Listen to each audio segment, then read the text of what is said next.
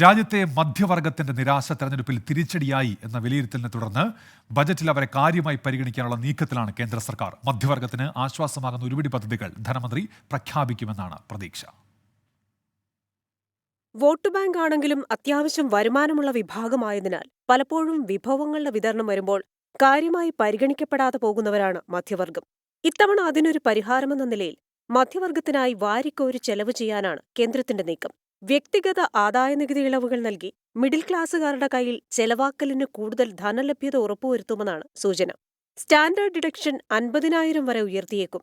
നഗരങ്ങളിലെ ഭവന നിർമ്മാണത്തിന് കൂടുതൽ സർക്കാർ പിന്തുണ നൽകാനും സാധ്യതയുണ്ട്. ദേശീയ പെൻഷൻ സംവിധാനത്തിൽ പെൻഷൻ ആനുകൂല്യങ്ങൾ വർദ്ധിപ്പിക്കാനുള്ള ശ്രമങ്ങളുണ്ടാകും. ഉറപ്പായ പെൻഷൻ ഓപ്ഷൻ ഉൾപ്പെടെ ഈ നിലയിൽ പ്രതീക്ഷിക്കാം. ഉയർന്ന HRA ലഭ്യമാക്കുന്നതിനായി മെട്രോപൊളിറ്റൻ നഗരങ്ങളുടെ എണ്ണം കൂട്ടാനിടയുണ്ട്. $600 കോടി ഉപഭോഗ വർധനയ്ക്കാണ് സർക്കാർ പദ്ധതിയിടുന്നത്. അതിനാൽ തന്നെ ആ പണം ഏറ്റവുമധികം ചെലവഴിക്കുന്ന മിഡിൽ ക്ലാസിലേക്ക് എത്തിക്കുന്നത് ഉറപ്പാക്കുമെന്നാണ് ധനകാര്യ വിദഗ്ധരുടെ അഭിപ്രായം.